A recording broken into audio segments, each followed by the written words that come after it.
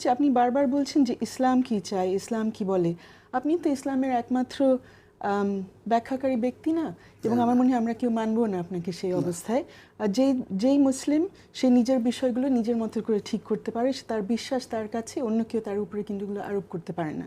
এবং আমাদের দেশ ইসলামী আইনের উপরে চলে না, আশা করি কোনোদিন চলবেও না। এটা আপনাদের দাবি হতে পারে কোনো কোনো সংগঠনের, এখন পর্যন্ত আমরা সেই অবস্থায় নেই। এবং আমার কাছে এই কমিশনের প্রতিবেদনের সবচেয়ে গুরুত্বপূর্ণ দিক হচ্ছে ওরা শেষে যে একটি ইতিহাস একভাবে তুলে ধরেছে যে বাংলাদেশ স্বাধীন হওয়ার পর থেকে প্রতি বছরে কী ধরনের পরিবর্তন নারীদের অধিকারের ক্ষেত্রে করা হয়েছে, এবং দেখা যাচ্ছে একটা ধারাবাহিকতা আছে। 50 বছর ধরে বাংলাদেশের নারীরা সমান অধিকারের দিকে এগোচ্ছে।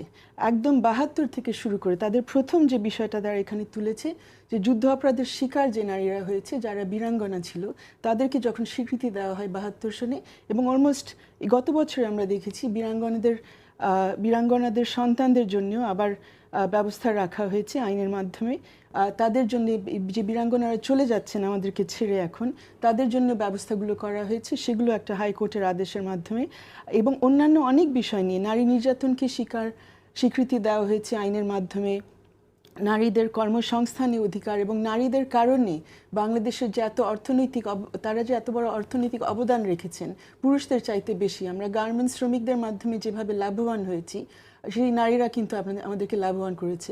সো একদিকে আমরা এইসব লাভ নিব, এইসব মুনাফা নিব তাদের কাজের মাধ্যমে, কিন্তু তাদের অধিকার আমরা দিব না, এটা তো হতে পারে না। আর আপনার কথা থেকে যেটা পাচ্ছি যে আমরা 50 বছরের আমাদের যে অর্জন হয়েছে, আমরা যেভাবে এগিয়ে গেছি, আপনি আমাদেরকে আরও 50 না হয়তো 500 বছর পিছনে ফিরে নিয়ে যেতে চান। এটা আমার মনে হয় শুধু নারীরা না, পুরুষরাও বাংলাদেশে এগুলো মানতে চাইবে না। কারণ আপনি এখন যে প্রযুক্তি ব্যবহার করছেন, আমি তো কাগজ কলম নিয়ে আছি, একটা ছোট নোট বই আর কলম, আপনি তো আধুনিক প্রযুক্তি নিয়ে এসছেন। শরিয়াতে কিছু লেখা নেই, বাট আধুনিক প্রযুক্তি, তাই না? তারপরে তো আপনি শরিয়ার বাইরে গিয়ে অনেক কিছু করতে পারছেন। তো শরিয়া তো আমাদের সব কিছুতে নির্ধারণ করে না। তাছাড়া আমরা সংখ্যাগরিষ্ঠ মুসলিম হলেও আমাদের দেশে আরও অনেকেই আছেন, তারাও শরিয়া আইন দিয়ে তারা চলবে না, তারা নিজেদের আইন নিয়ে চলবে। অথবা ইনফ্যাক্ট কেউ নিজেদের আইন নিয়ে চলার কথা না, একটা সংবিধান আছে, আমাদের আন্তর্জাতিক আইনও আমাদের পালন করতে হয়। বাংলাদেশ আলাদা কোনো গ্রহের মধ্যে বাস করে না, বাংলাদেশ এই পৃথিবীতে আছে, জাতিসংঘের অধীনে আছে। আমরা নানান ধরনের আন্তর্জাতিক অধিকার আমরা মানি, এবং তার মধ্যে অবশ্যই সমান অধিকার ব্যাপার আমরা প্রথমে এই বছরে এই কমিশনটা বলেনি। সমান অধিকারের কথা বাংলাদেশের প্রত্যেক সরকার, ইভেন যে সরকারগুলোতে জামাত একসময় ছিল, সেই সরকারগুলো মেনেছে যে সমান অধিকার বাংলাদেশে থাকবে, এবং বাংলাদেশ সমান অধিকারের, নারী পুরুষের সমান অধিকারের প্রতি শ্রদ্ধাশীল। সো আপনি যে আপত্তিগুলো দিয়েছেন, এগুলোর আসলে ঐতিহাসিক কোনো ভিত্তি নাই।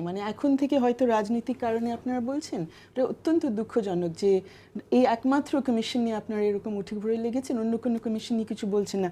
এমন কমিশন আছে যেখানে কোনো নারী সদস্যই নাই, বিচার সংস্কার কমিশন, সেটা নিয়ে আমি একটা কথা এখন পর্যন্ত শুনি নাই আপনাদের এই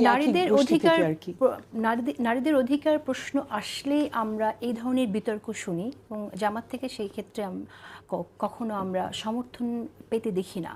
এটার কারণ কি আসলে? এটা কি আপনাদের রাজনৈতিক কোনো কারণ নাকি অন্য কিছু? কারণ এটা তো আমাদের তো ইসলামী শরিয়া আইনে তো এই দেশ চলছে। এখানে জামাত বলতে মূল বিষয় না, আমি কিন্তু ওই যে ন্যায্য অধিকারের কথা যেটা বলেছি, আজকে শুধু 50 বছর কেন, 1500 বছর শুধু নয়, পৃথিবীর ইতিহাস শুরু থেকে আদম আলাইহিস সালাম থেকে শুরু করে আল্লাহ সুবহানাহু ওয়া তাআলা নারীদের যে সর্বোচ্চ অধিকার দিয়েছেন, এই অধিকার যদি ইস্টাবলিশ করা যায় তাহলে মা বোনদের যে সম্মান মর্যাদা, এটা কিন্তু ইস্টাবলিশ হবে।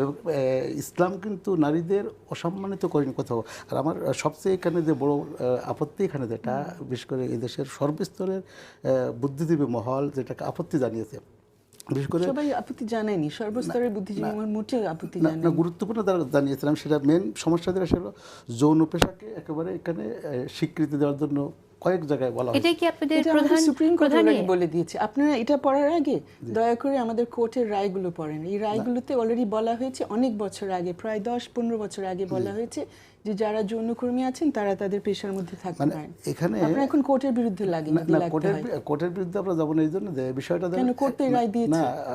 এটা সবার মনে থাকার কথা, যখন তত্ত্বাবধায়ক আমলে 2007 সালে আসলে বিষয়টা হলো সিডো যে আন্তর্জাতিক কনভেনশনের যে সে নীতি, সেখানকার গুরুত্বপূর্ণগুলো আমাদের দেশের জন্য চলমান, আমরা এসে দাবি জানিয়ে এসেছি 2007 সাল থেকে। আল্লামা ওয়াহিদুল হক খতিব সাহেব হুজুর, মহিউদ্দিন খান, ওনার ওফাতের পরে 2011 সালে যখন বিশেষ করে সকলের মনে আছে এই দেশে কিন্তু হরতাল পর্যন্ত হয়েছে, তখন নারী নীতি জোর করে চাপিয়ে দেওয়া হচ্ছিল। সেই হরতাল খুবই অযৌক্তিক ছিল, অনেকে মনে করেছে। অযৌক্তিক না,